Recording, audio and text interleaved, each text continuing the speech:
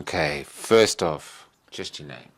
Sue Arnold, and I'm the coordinator of Australians for Animals, which is a 35-year-old wildlife charity, and I'm here because the Victorian government has shot over 1,000 koalas in Budgebin Park in southwest Victoria. This is the first time helicopter shooting of koalas has ever happened.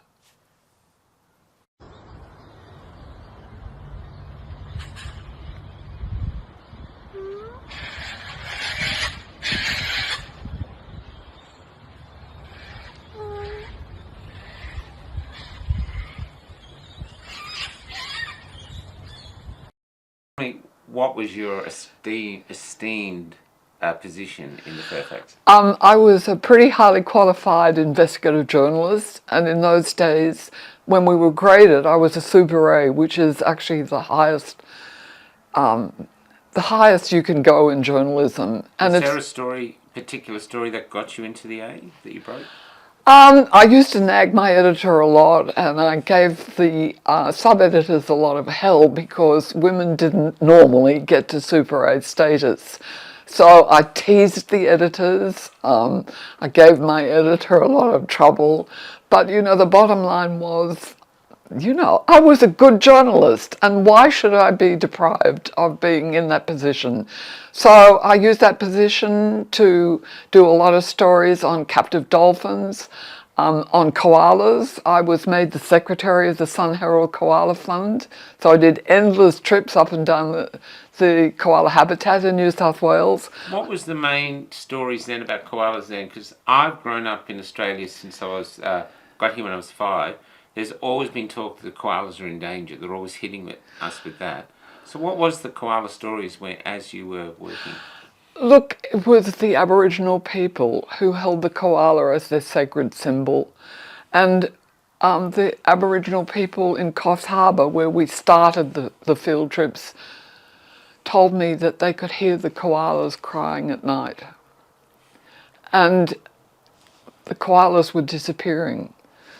And as the native forests were logged, more and more koalas were dying, and the Aboriginal people were deeply upset. And so on every field trip I made for the Sun Herald Koala Fund, it was to native forests or to massive urbanisation projects, the koalas were dying. So they have been endangered for a long while. If you remember, in the last century, 8 million koalas were killed for the fur trade. The scientists I work with say they will never recover from the loss of 8 million. And what we're doing in Australia at the moment, and it is such a tragedy, it is a global disaster. It is criminal, it is outrageous. The governments of Australia are wiping out the koala species. Yeah. Let's talk about, first off, under what circumstance would the government, and this is very secret, under what circumstances would the government be justified in shooting, or how did they justify shooting over 1,000 koalas in Victoria? Help me get my head around that. It's very hard to get your head around it. So there was a bushfire in Budgebin Park, and it was put out 4 to 5 weeks before they started helicopter shooting in secret. And it's really important because koalas don't sit in burnt areas, they flee. And if they can't flee, they die. They don't live for 4 to 5 weeks after a fire. I mean, it's just not possible. They have burnt paws, they can't feed, they can't climb trees. So the Victorian government said that the area was inaccessible, and the only way they could kill those poor suffering koalas, euthanize them, was to put helicopters up with marksmen using binoculars and optic devices to shoot koalas. Over 1,000 koalas were shot in 3 weeks. And with these koalas, they're shooting them from the air. How would they know that they'd got a clean shot? There was no ground truthing because the government continued to say that the site was inaccessible. And so we know from previous history with helicopter shooting of brumbies, of deer, of many pigs and so-called pest species, you can't deliver a clean shot They're supposed to be shot from the head, they're shot in the stomach. Somebody has to ground truth to make sure that there's no animals left. So there was no ground truthing of any kind in Budgebin Park. They were just left on the ground. And some of those koalas had joeys, young joeys, and we don't know. I didn't actually realise, but that's what a baby koala's called, a joey as Yes, yes. A lot of people call them cubs, but they are joeys. So they wouldn't have, if they'd had a joey, they wouldn't be able to see the joey, so they would have shot the mum and the joey would have died with it. The joey would have died of starvation. And the worst part is, if you think about a helicopter, if it's 30 metres, because that was the distance, the canopy would shake from the downdraft of the helicopter. So you would have these terrified animals with noise, with these blades close by them, with someone shooting at them. Oh, it's just unbelievable. And then potentially left injured. And we were never able to get footage. Nobody was allowed to go into the park. We couldn't send in vets. So they wouldn't allow vets and the public or people like yourself into the park? No, the whole park was just sectioned off.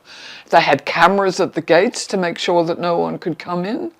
And actually the entire exercise was done in secret, and it was only as a result of a local carer who let the public know that there was actually, she was hearing helicopter shots, she was hearing helicopters, and she was hearing shooting.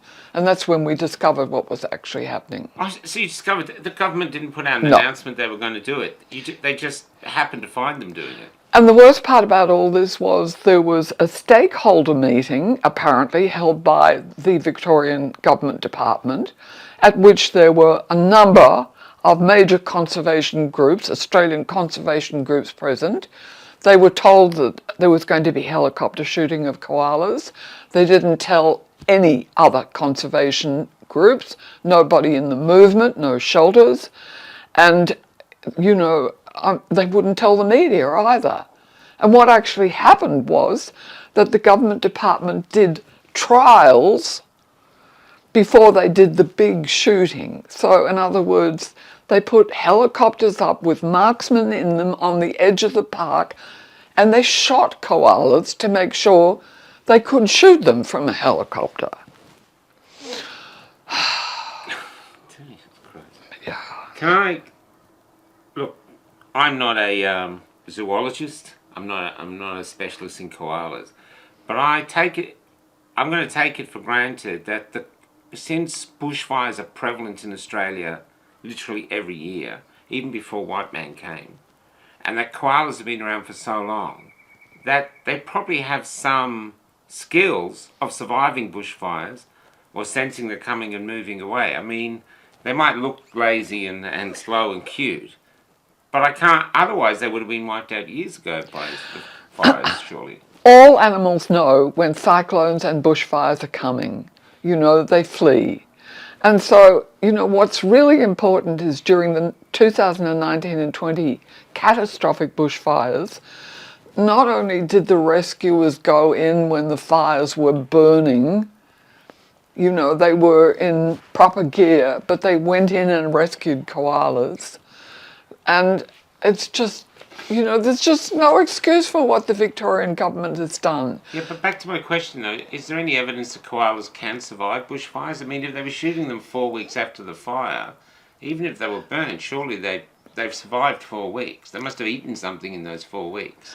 Unless they were all on starvation diet. There was no way that a koala would survive for 4 or 5 weeks after a bushfire. Without food. I mean, it's just not possible. Yeah. And so, because we don't know what situation they were in, but you can be sure that the most thing they do, koalas do not sit there and say, "Hi, here's a bushfire, let's burn." Yeah. It's just crazy. I mean, animals are intelligent. Yeah. They know their environment, they know where they can flee to, but this is a big park. And it was just koalas? I mean, there would be kangaroos in there, other animals, they didn't bother with those? They just particularly didn't bother with the possums? Didn't bother with anything else, nothing. Just the koalas? Just the koalas. And the worst part about this is it creates a precedent. All right, so there's never been koala shooting by helicopter marksmen in Australia, ever. So if the government gets away with this, which is why we're running a lawsuit. Yeah. It will establish a precedent, which means that more koalas could be shot in these circumstances, and maybe other wildlife as well that's in the way. And so, the whole thing's crazy. I really need to explain briefly that the park is surrounded by blue gum plantations. Okay. And that plantation had been harvested very recently. And, usually they just bulldoze over the koalas and kill them when they're harvesting the plantations. And a lot of them fled into the park, according to the government. And the government then said, well, there was an overpopulation. But, Oh, so then they came out with overpopulation. Exactly. So they came up with another term. Yeah. But basically, even then you're just saying that they're bulldozing the blue gums, and the koalas are wise enough to know, okay, let's go to the forest, they won't. That's right. So they're wise enough to survive that. Yes. And so that's why they would have run away from the fire as well. Yeah. And, as I said, it's a huge park. There were places they could go. And so, Well, the mere fact they survived yes. shows that it's 4 weeks after. Yes. And the other thing is, some of the scientists we've worked with have named it for what it was. It was a cull. Yeah. Because there's always terrible problems with the blue gum plantations because they're like McDonald's for koalas. They just love that feed in there, and you give an animal a lot of food, it will reproduce and breed up. Now you're saying it's isolated, that it's too isolated to get people in there, but they've got blue gum state forests or blue gum forests, so obviously they can get trucks because they've got to take out the trucks, bulldozers, so it must be accessible to some degree. I don't believe there's anywhere in Victoria that's totally inaccessible. The blue gum plantations are accessible, but in the park, they claimed that it was rocky and, it was just not possible to access it. But we've got photos, which DECA themselves, the government, put out, which demonstrate it was possible to get in there. Yeah, and I'm just thinking of relocating them. I mean, the amount of money they put into helicopters, which I know from, you're looking for $500-600 an hour. Yes. Or more, say $1,000 an hour. Now, if you've got volunteers in there, carer volunteers, and they were packing up 1,000 koalas, moving them somewhere else, like Port Macquarie, we were there, they said they haven't seen koalas in 10 years. Yeah. They'd love to have koalas. Yeah. It's very difficult to translocate koalas because of their feeding habits and the fact they really like the particular species of tree. But the park was big enough to accommodate these koalas, and they had been carrying out sterilisation programs as well. And so there were solutions. There are always solutions, not holding secret meetings with, conservation groups who won't tell the public what's going on. And, it's really quite incredible that not one political party has condemned it, except the Shadow Minister for the Liberals in Victoria did. We got in touch with the Green Party. Not a word. Get out. Not a word. Not at the state level. And you have to remember Adam Bant was the member for Melbourne. The Greens Victorian leader, not a word, nothing. That's staggering. And it's still not a word. So because the amount of damage they could do to the government. I know. It's incredible. So obviously they're working together then. So when that shoot was happening, the only organisation that published the story was yahoo.com. And the mainstream media completely censored it because it was the federal election. And they didn't want Albanese to have to face questions. He wants dead koalas on his hands. That's right. Mr. Albanese, so are you aware that over 1,000 koalas were shot by helicopters? And you could imagine, just to go back in those catastrophic fires in 2019, $100 million was donated to help koalas. That's how much global interest there was in the koalas in Australia. So they had a fund of $100 million to try to do something with them. No, that $100 million went to, we don't know where. It was never accounted for, strangely enough. Didn't go to the court. Koalas didn't have it in the trees. Look, No. I got a possum hole here. Look, I got $20,000. We tried many times to get some kind of audit and never succeeded. But, you know, people like the Obama Foundation gave money, film stars gave money, I mean, all sorts of foundations in Europe gave money, and it's like... Well, this is koalas. I mean, how literally impossible to get anything cuter. Maybe a panda. That's it. That's it. That's But it. apart from that, they look. It's an icon. And so if you think about it, in New South Wales, we can't stop the native forest logging. The government, Premier Minns, promised a great koala national park. We're now calling it the Minns Koala Cemetery because the park doesn't exist. They're logging the shit out of it. You know, in Queensland, the massive urbanisation projects are wiping out koala habitat. They're almost gone from southeast Queensland. And in Victoria, they shoot them from helicopters. And, you know, you just have to ask, what is going wrong in this country? Why are there no laws that protect koalas and their habitat? Why aren't the public allowed to know? Why doesn't the public know? Yeah. And this is not just the koalas that we're losing, we are losing our democracy. Do you know what's really interesting? Because basically they're saying, you know, the public would get upset, and so, but we really care, so we have to do this. I know but that's what the argument is. We really care so much that we're going to risk being losing the next election. That's it. It goes against Yeah. parliamentarians. So I can't believe a parliamentarian would sit there and go, "You want me to shoot koalas? You crazy? That'll get me voted out in no time." That's it. So it sort of hints that there's something else involved, you know, because a politician is not going to risk their career being associated with shooting koalas. It's like being associated with a pedophile. It's literally on that level. So for them to do it and all these organisations to keep it secret, it hints that there's something else at heart of it. There is something else, and that is population growth. All right, so Australia took in more than 1 million over the last 12 months. And so these massive urbanisation projects need houses. Where do you get the wood from? The native forests. And why have we got this extraordinary level of growth in what is one of the most ancient continents on Earth? So, you know, the Aboriginal people hold the koala as sacred. It's a sacred totem for them. I think most Australians would hold it as sacred. Most Australians do. It's a koala. That's it. You find me one Australian that says, John Barilaro in New South Wales, who led the National Party, said they were tree cockroaches. Yeah.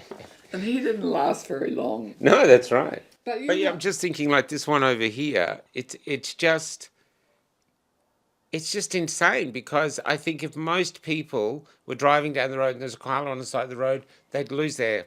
Yes. They go, oh my God, it's a koala, It's a koala. They'd be so excited. Yeah. You know, there's nothing more frustrating than seeing koala signs crossing and you're driving, looking at the trees, just hoping you're going to see one.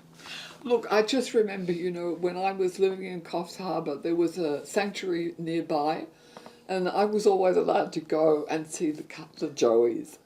They were so naughty. They were so much fun. They were so beautiful. Yeah. And it was just like, there's no predator. You know, it's just these little creatures that live in the trees, that sleep most of their time, have no way of defending themselves. And it's like, what the hell is going on in this country? Now, you're taking them to the Supreme Court. The Victorian Supreme Court. Yep. Tell us about that case. Yes, well, we are saying that the authorisation by the Victorian government was unlawful because there is no law that actually provides governments with the legal authority to kill koalas this way. But I think what makes this really bad is that the RSPCA Victoria in 2019 signed a memorandum of understanding with the Victorian government that they would not enforce any cruelty against wildlife. So, in fact, the only organisation in Victoria that had the right to prosecute cruelty is the government department. So there's no law in Victoria that's actually protecting any wildlife. particularly koalas. So, and the public doesn't know this. The public is completely unaware of how our laws have been set up to ensure the public has no rights of challenge and the public has no rights, full stop. And then, of course, most of our media is now owned by News Limited and the banks. And so the only place that people get information from is social media. Which is highly censored. And then you have to ask, well, is this right or not? Yeah. So, we're in the middle of the sixth great extinction. And the United Nations has said over and over again, there are two things threatening life on planet Earth: climate change and biodiversity loss. You will never hear a politician or a political party in Australia mention the word biodiversity loss, because it might lose them their seats. That's what I'm saying. They won't mention those words. I don't. If they don't have the courage to mention those words, and they've got kids too, I just find it hard to believe that they would go, "Yeah, let's shoot koalas." It's such a risk, and that not that we know what's behind it, but it's clear that that's this must be serving another master.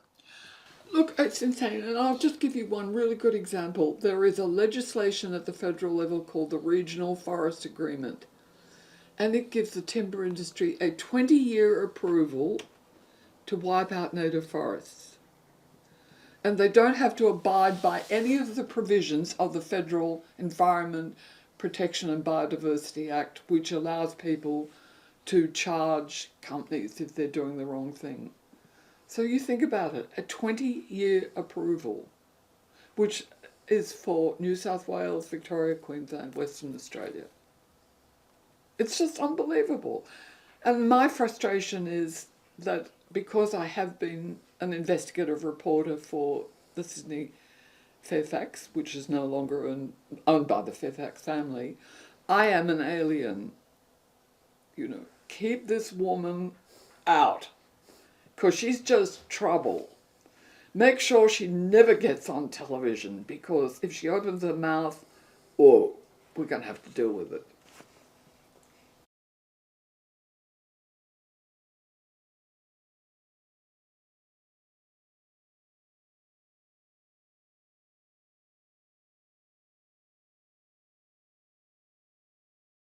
That again, so sorry. Okay, starting from Canberra?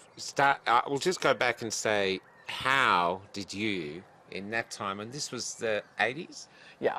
In the 80s, get to be such a powerful journalist? Okay, so just stop for a minute. Should I start at Canberra or Yeah, start in Canberra. All right, Yeah. okay. Okay, well, I was running this enormous club in Canberra called Voice, Interest and Education of Women. And so we would have a regular monthly lunch at the Hotel Canberra. And my guests were Bob Hawke, John Gordon, Gough Whitlam. I got all the heavies. And the Canberra Times rang me up one day and said, hey, would you like to come and write for us for a few months? How did you get the heavies there? Well, I certainly had a terrible time with Bob Hawke, but he was involved with a very good friend of mine, and he was more than willing. He liked women, and so he was happy. And John Gordon I knew because I used to go to dinner parties in Canberra with a lot of the politicians. And I spent a lot of time going to parties with the diplomatic corps. So politics interested you? Oh, totally fascinated. And then, I stayed with the Canberra Times for a while. And then What was it about politics that interested you? I was just astonished by the amount of power they had. And at that time, they were receptive to the public. Yeah. So, when women brought up issues at these big lunches, they would listen to them. And there would be a reaction. And so when I moved to Sydney some years later, and I took my youngest son to the barber shop, I happened to sit next door to one of the major editors at Fairfax. And he asked me, hey, well, what do you do? And I told him about my time at Canberra Times. He said, would you like to come and start at Fairfax? And I said, yes, I'd love to. And he said, well, come in tomorrow. And so, Wow. so I moved into the Fairfax office, and first of all, they put me on TV programs, and they asked me what size print, and I said, little print, because I didn't have a clue. I'd never done TV programs. Anyway, they realised that, I was extremely well versed in what was happening politically, and they gave me a job as a full-on journalist. Wow. And so one of my first stories was about the death of Harold Holt. And I spent 6 months researching his death, including an interview with Gough Whitlam, who nodded his head when I said, I think he was actually murdered. I don't think he drowned. And I gathered a huge amount of evidence, and they hauled me up to the CEO of Fairfax when I was ready to start publishing and said, if you print this story, the American-Australia alliance will be broken. Oh my God. And so I was only able to publish bits and pieces of it. And of course that gave me a huge appetite for what the hell is going on in this country. Because there was a lot of really sneaky business that went on after Harold Holt died. Do you know they even in Melbourne they've got a pool? They opened a pool in his name, the Really? Harold Holt pool. Because I was laughing, saying it. They got like a black shadowy thing on the bottom of the pool, like a silhouette of him. The kids can go down and go, I found him. God. Well, I met his mistress. Who builds a pool to someone who drowned? Exactly. And I was down at Cheviot Beach, and I saw all the places that he'd been, and I knew from what... He had a housekeeper called Teeny Lawless, and she kept a diary, and I got the diary.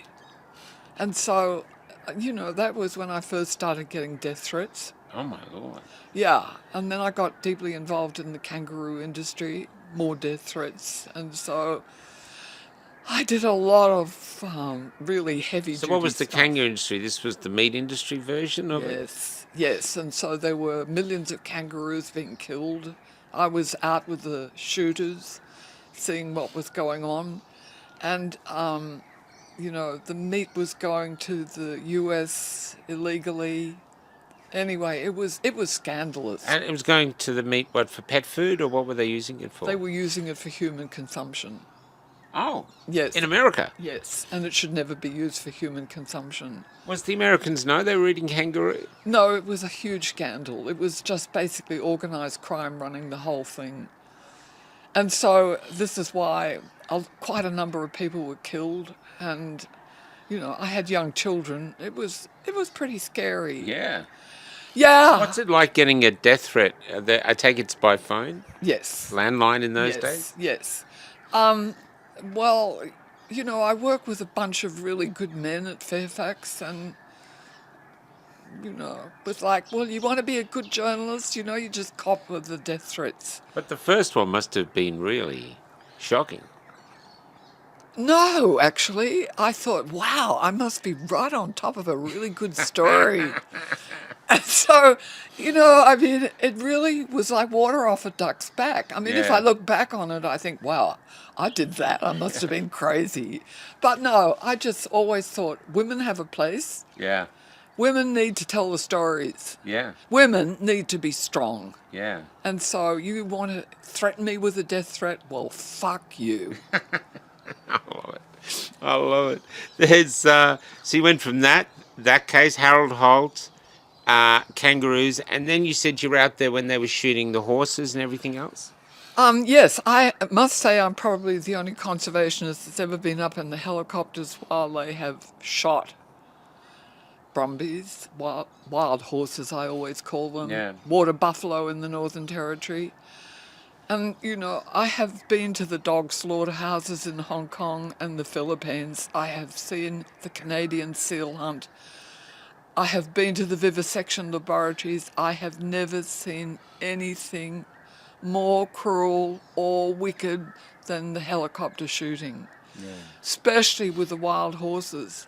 because the foals that were running underneath the helicopters fell down, they broke their legs.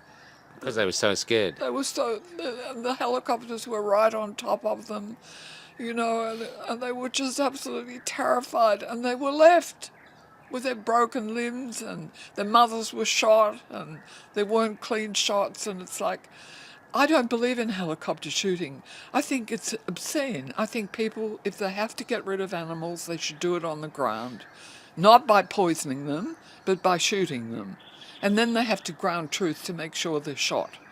But, it's just completely out of control in this country. Yeah, there's even like the 1080 Bates, which is just spread across the country. Yes. Killed one of our dogs when we tried to cross the Nullarbor. If the politicians were made to witness what the animals suffer, Yeah, I don't think that they'd ever do it. yeah. But they divorce themselves from the suffering.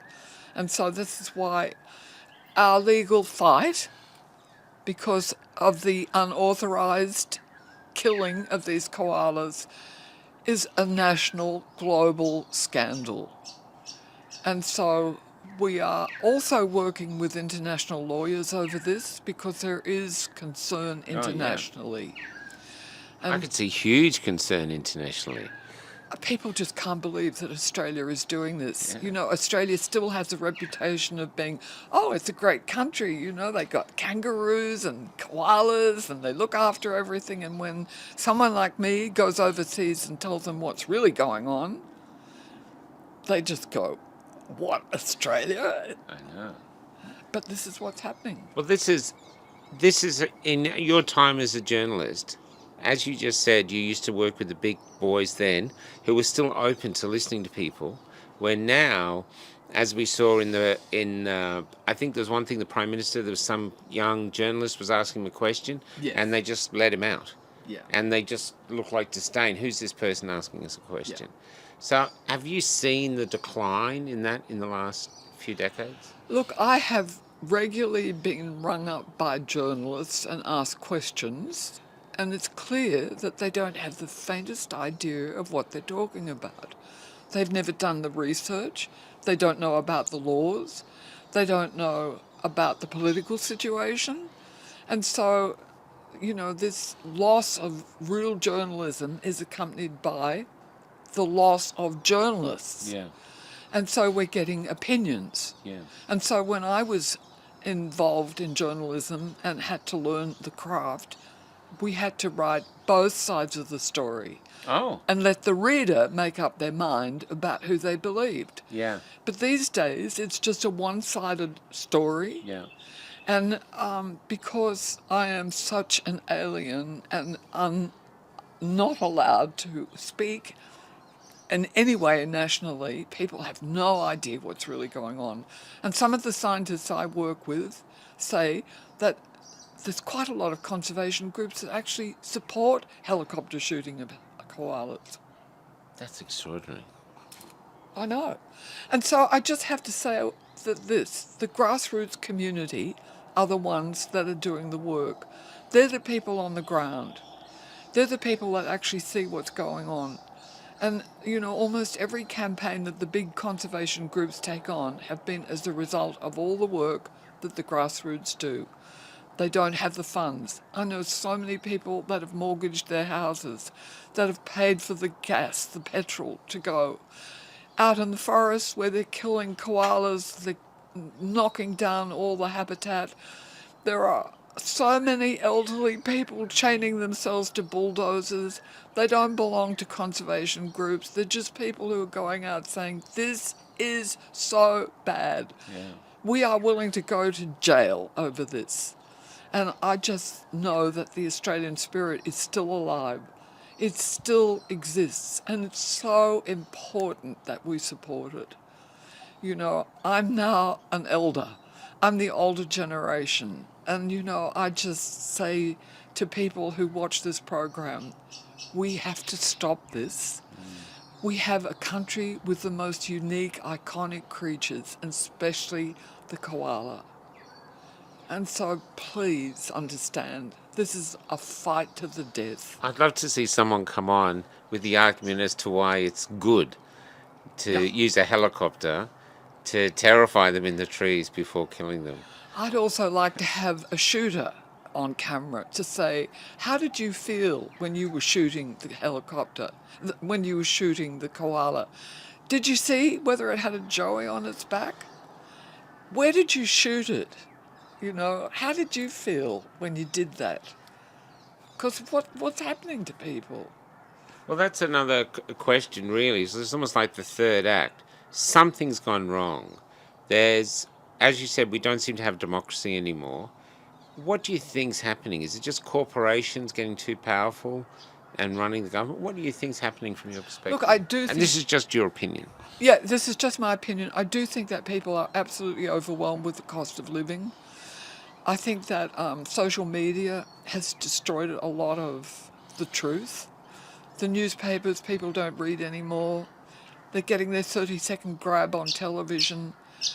They feel betrayed. I think people feel powerless. You know, they ask me, can I send in petitions? Well, you know, petitions just go in the garbage bin. Yeah, that's what I said at a gathering the other day. They wanted a petition. I said, what for? What for? You know, my husband's a former senator. And he said, you know, they just go in the bin. Yeah. So the politicians go out with election promises like the New South Wales Great Koala National Park, which doesn't happen. They make all sorts of policy for the electoral win. It doesn't happen. People know it's not going to get anywhere. We can call them, we can protest, we can email, we can do whatever. Yeah. And we're ignored. Yeah. Which is why I keep harping on the fact, if you keep doing this to our wildlife, we are losing our democracy. Yeah. Because you've lost your rights. Yeah. Well, I think we saw that just in the last 5 years. I remember when it came out, when they were saying it, removing our freedoms, we were saying, but they're enshrined in the Constitution, only for us all to find out, no, they're not. They're implied. They're not. And so, you know, I've worked with a lot of lawyers, barristers, special counsels, as we've tried to get up legal challenges in New South Wales and at the federal level. But all those laws are now so complicated, which they completely deny public interest challenges. And if there is any possibility of a challenge, in the federal courts it's going to cost over $250,000. And if they lose, they've lost everything. Yeah, that's right. And so, you know, it's just them against us. And, you know, nobody should... Where's the political party that's speaking out for our koalas? Or just for decency. Just for public citizen rights. Yeah. And so, you know, I know that over the last 5 years I've worked with, I think I counted the other day, something like 20 lawyers, not to mention the academic lawyers I've also worked with. I work with a lot of scientists who are banging their chests, sending in research papers, going on the ground to see what's going on. Everything is ignored by the governments.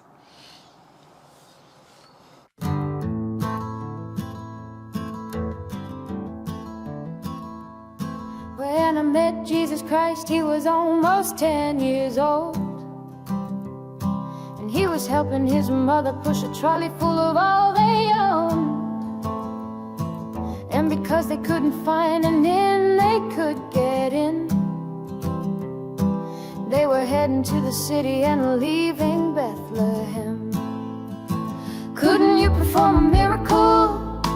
I'm out of them, he said. I tried turning nothing into warmth, but it just made my mother cry. It just made my mother cry. Mary Magdalene has become a man, and tonight he's old, and she has been riding my tram. Now it's late and she's trying to sleep beneath a poster for a bank. Your dreams are important to us as it bathes her face in gold. Come give us your natural gifts, we make wealth from toil. Come pretend for history's